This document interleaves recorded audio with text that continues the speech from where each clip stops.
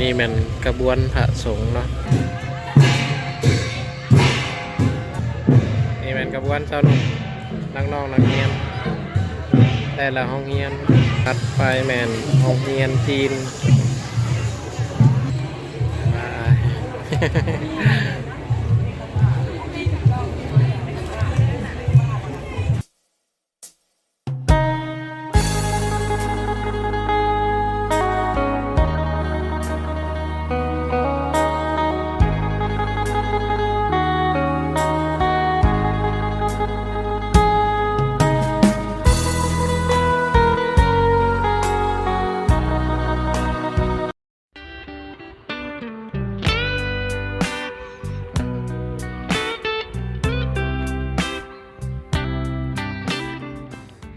เอาสบายดีทุกคนอยู่กับช่องเบาแดงพากินพาเที่ยวอีกแล้วเนาะมื้อนี้เบาแดงที่พาทุกคนมาเบิ่งงานเพิ่นแห่พระเก่าแก่อันศักดิ์สิทธิ์เนาะจากวัด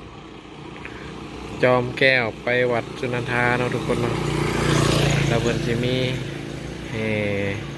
เป็นขบวนแต่ละขบวนของน้องๆนักเรียนแล้วก็แต่ละบ้านเนาะทุกคนแล้วเพิ่นสิมาเซ็นนี่เดี๋ยวถ่ายชมบรรยากาศเด้อทุกคนเอาทุกคนที่แรกว่าเพิ่นสิไปเซ็นลองเนาะบ่แม่นเพิ่นมาเซ็นในเมืองเลยทุกคนพอดีเบาแดงได้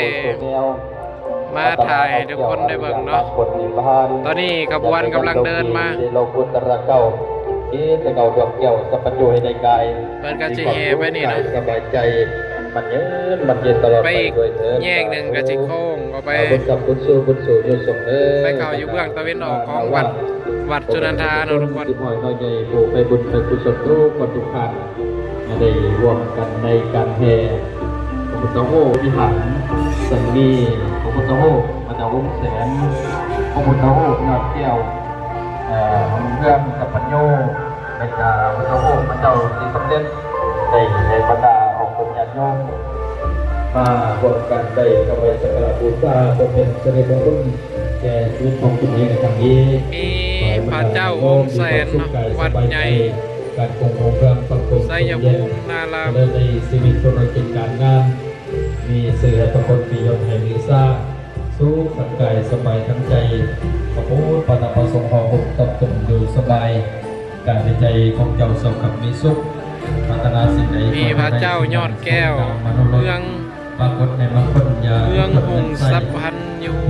วัดจอมแก้วคอยหอยสั่งมนุษย์ในใจหวังอยากอย่างขอให้ได้จำใจกุศลเนียวปรารถนาเอาเกี่ยวอริยมรรคผลนิพพานอยากให้ยังโลกีสิโลกุตระเก้าคิดจะเก่าดอกแก้วสัพพัญญูให้ได้ง่ายมีความสุขกายสบายใจจิตประมงจงวลงบริบกเป็นหาดไวขัดเป็นวังสัพพะต่อมากับวัดภาษีสำเร็จวัดจุนันทาพุทธภูมิเก่าแก่ประจำนครเกษรพวกงานแก่งโซนเกษครั้งนี้ขอบุญกุศลส่วนนี้จงเป็นบันไดแก้วบันไดทองทองดังให้สำเร็จความหวังดังมาด้วยไว้ใจจรัญปรารถนาเด้อกันใจต้องรอไปมาสวยงามไฟเป็นประตูเต่าผู้สองตาใสแต่อยู่ในผู้ผาก็นั่นเป็นผาเก่าแก่เนาะมันเอาวังยังขัดทั้งศรัทธาพระเมตเทพเจ้าเดียวแน่เทวดาลำจอกมองเจ้าโยสุญญ์มันจะอยู่ประกับทะเลใจทั้งไกลที่มาบ้านคนไทยวันใดมานอกจะประสบประดอกเจ้าศรัทธาเอากระใจไปเทพเจ้าใจสู้ไว้คือสุญญ์กับคนชื่อคนสูงทั้งสองทำประกาศศรัทธาคนใดคนเดียวคนใดโยมคนทุกท่านถ้าทำเป็นสิ่งที่มันไปนอกเข้าไปนี่มันกระบวนพระสงฆ์เนาะ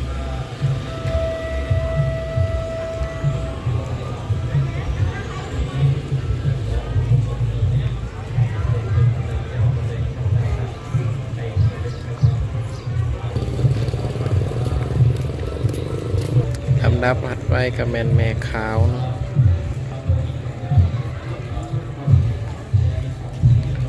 ตามด้วยพ่อแม่ประชาชน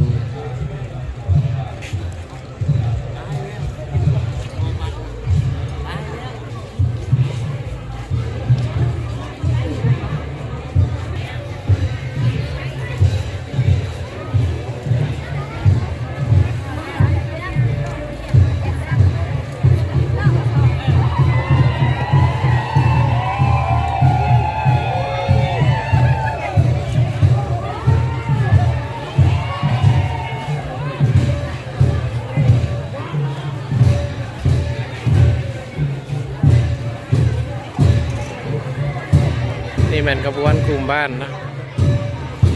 กลุ่มที่หนึ่งที่สอง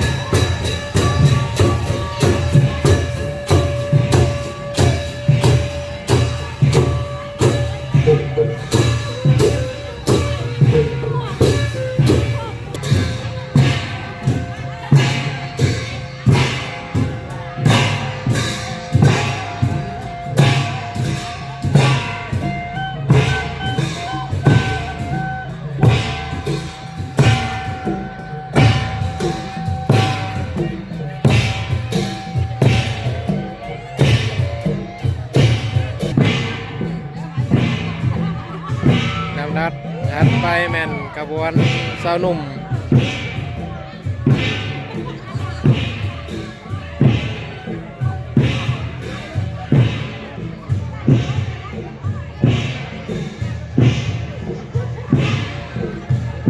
นี่แม่นกระบวนสาวหนุ่มนักน้องนักเรียนแต่ละห้องเรียน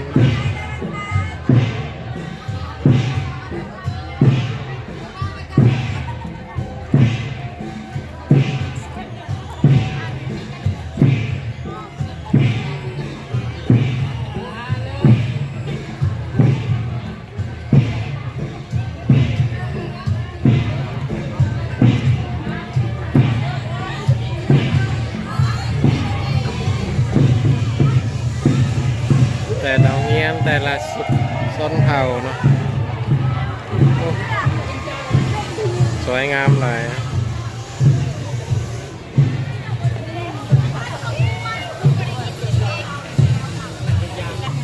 ลำดับถัดไปแม่นโรงเรียนจีน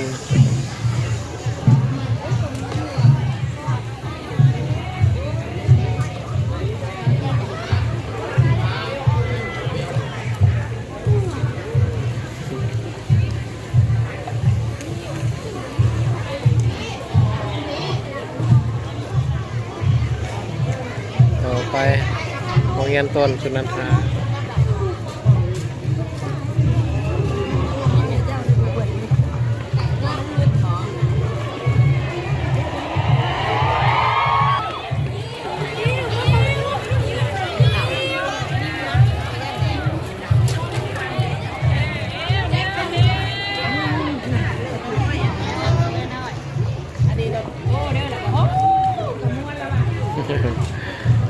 หลายนี่มัธยมสมบูรณ์สาธิต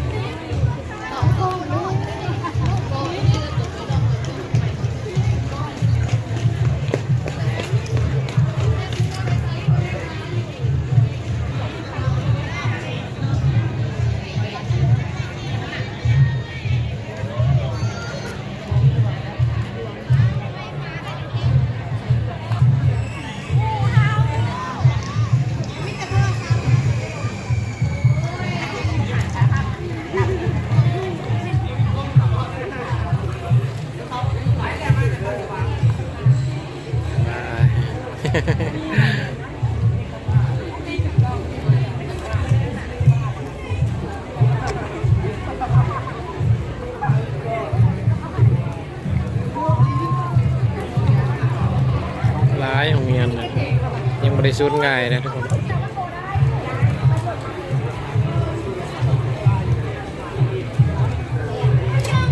วัยรุ่นสาวนุ่มเรียน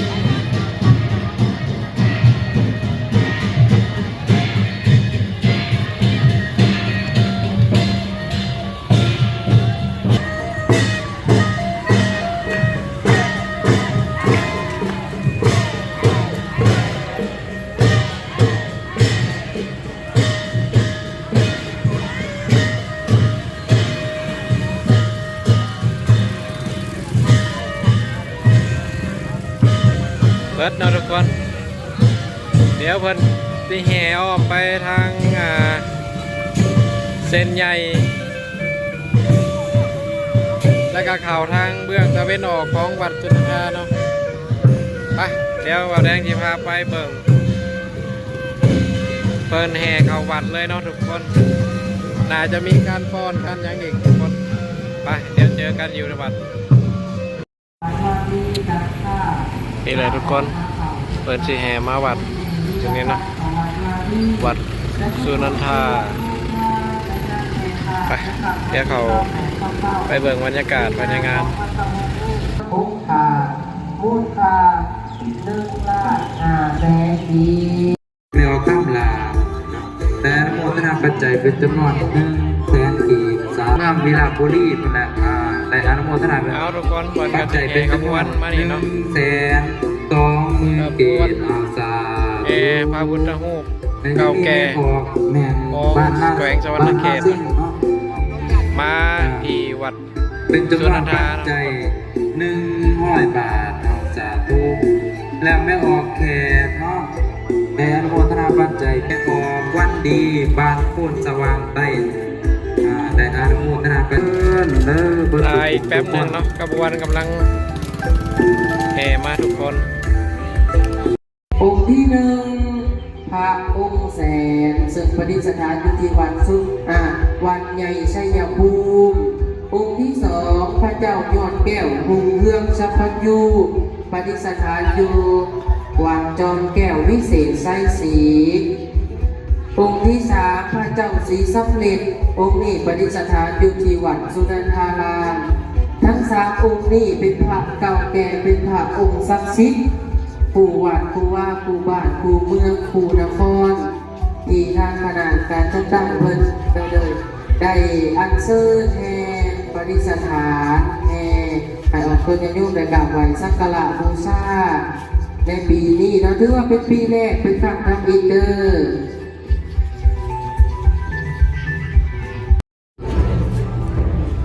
ตอนนี้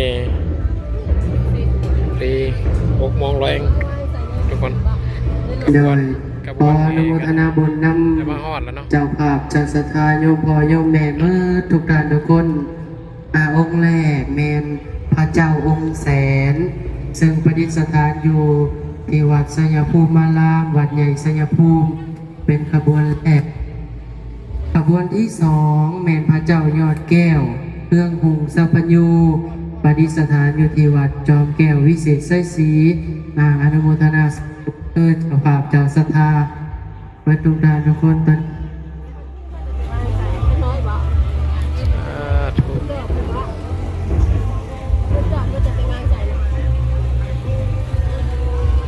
ขบวนที่2พระเจ้ายอดแก้วเมืองหุงสัพพยูประดิษฐานอยู่ที่วัดจอมแก้ววิเศษไสศรีเป็นขบวนที่2เข้ามาแล้วพระศรีสำเร็จพระเจ้าศรีสำเร็จซึ่งประดิษฐานอยู่ที่วัดสุนันทารามทั้ง3องค์พระองค์เก่าแก่ศักดิ์สิทธิ์ปู่บ้านปู่เมืองปู่นครไกรสอนก็ถือว่าได้เอามาหอดนาอารามวัดสุนันทาเป็นที่เรียบร้อยแล้วเอาเสียงสาธุการเด้อสาธุสาธุสาธุอนุโมทามิ